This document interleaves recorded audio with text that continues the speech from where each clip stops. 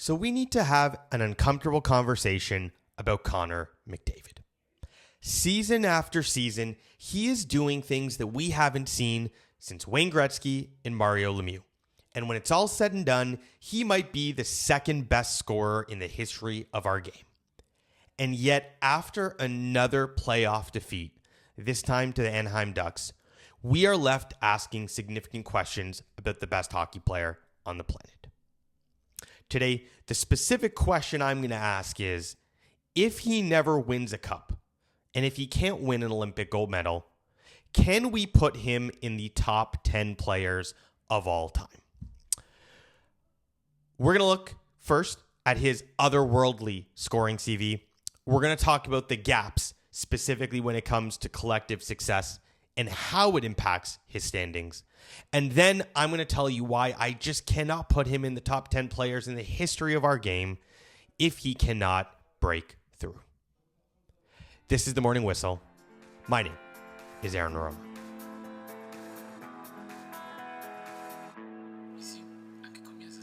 So I don't think there's any dispute that Connor McDavid is the best player in the world and has been for a while. But if there's something that we've learned in the regular season, it's that we're getting to a point where the only comparables for the things he is doing are Wayne Gretzky, the great one, and Mario Lemieux. Well, let's go through some stats. So as things stand right now, Connor McDavid is third all-time in points per game, 1.54, one of only three players to average over a point and a half a game, behind, you guessed it, Wayne and Mario. He is third all-time in assists per game, again, behind only Wayne and Mario. And he's third all-time in playoff points per game, behind, again, you guessed it, Wayne and Mario. He was the fourth fastest player ever to hit 1,000 points. He hit 1,000 points in just 659 games. Only Mario, Gretzky, and Mike Bossy did it faster. And this is where it gets wild for me. McDavid just had his 9th 100-point season in his 11-year career. The only times he didn't do it was last year when he had 97 points in 67 games and his rookie season. Or put simply, he's only ever not hit 100 points because of injury.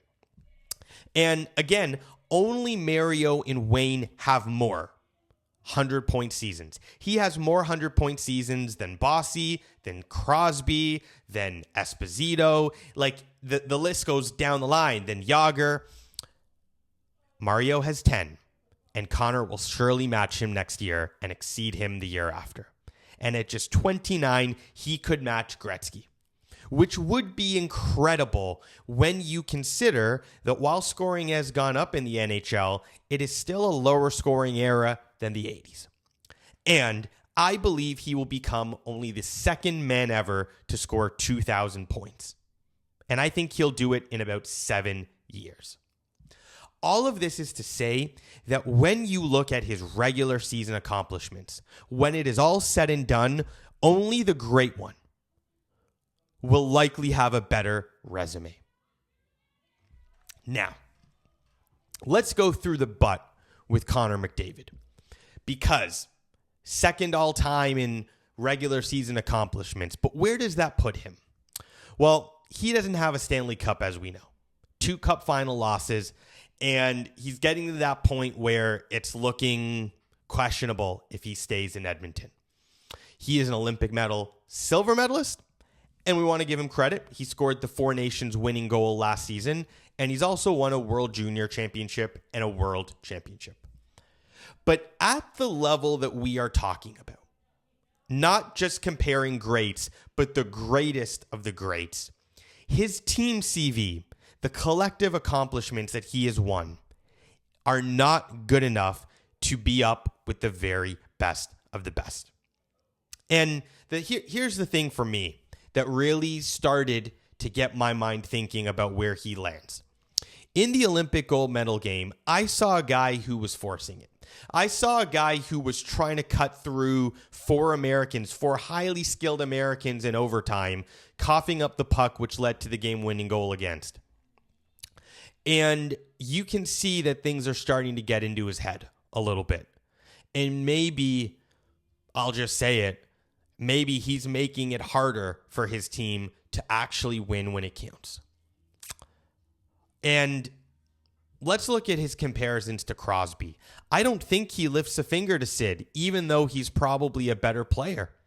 Sid had 3 cups, 2 Olympic gold, a World Cup, World Juniors. And how do I rate him above Alex Ovechkin, the greatest goal scorer of all time, who was dogged until he finally won a cup? And here's the uncomfortable thing. Go down the list of the best 15 hockey players of all time. They've all won cups. Not most, all of them. And we're talking about Wayne, Mario, Crosby, Rocket Richard, Bobby Orr, Gordie Howe, Jean Beliveau. And I appreciate that some of those players won cups when there were only 6 teams. So why don't we look at the modern era greats? McKinnon, Kucherov, Crosby, Ovechkin, Patrick Kane, Evgeny Malkin, Anze Kopitar. Go back a little bit further. Martin Saint-Louis, Joe Sakic, Steve Yzerman, Nick Lindstrom, Chris Pronger, Peter Forsberg. I just listed players who have won the Hart Trophy in the modern era. The greats. They all won cups. He hasn't. Connor hasn't. And I want to be fair to him. This year in the playoffs, we learned that he was playing with a fracture, and that impacted his breakout speed. And you could see that he was grinding despite not being 100%. And Leon Draisaitl, his teammate himself, only just returned from injury. And while I appreciate everyone is noting that they've both been very critical, they've called out their franchises themselves, saying they need to be better. Here's my opinion. I can agree that Edmonton hasn't made the best moves, but they've tried different things, and at a certain point, the greats get it over the line. The great ones find a way. Ovi found a way. Sid found a way, in 16 and 17 after many years of not winning. Jágr found a way. Wayne found a way. So where do I put him? My top 5 players of all time are Wayne Gretzky, Bobby Orr, Mario Lemieux, Gordie Howe, and Sidney Crosby. He doesn't touch any of those guys. I'm sorry. My next 5 are Rocket Richard, Nick Lindstrom, Alex Ovechkin, Jaromir Jágr, and Patrick Waugh. Now, I struggle to put him there. I actually tend to believe he belongs in the next bucket with Doug Harvey, Ray Bourque, Bobby Hull, and Jean Beliveau. How can I put him above Jaromir Jágr and Alex Ovechkin?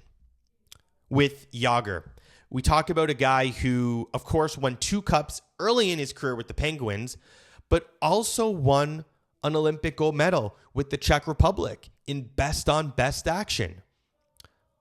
And he still plays, but performed at the highest of levels. He won 5 scoring titles in a row. He was the undisputed best player in the NHL for a period. He put up incredible stats in an era where people weren't scoring. How can I put Connor above Jaromir Jágr? And then Ovechkin. How can I put him above Ovi, the greatest goal scorer of all time? I just can't. So where I land with this is, save for Mario Lemieux's return from his retirement, that 43 games of magic, I've never seen a player in my life as good as Connor McDavid. Not Jágr, not Sidney Crosby, not Ovechkin, but this sport is about winning team titles. And if McDavid can't win a team title, I can't put him in my top 10 players of all time. Thoughts? This is The Morning Whistle. My name is Aaron Arona.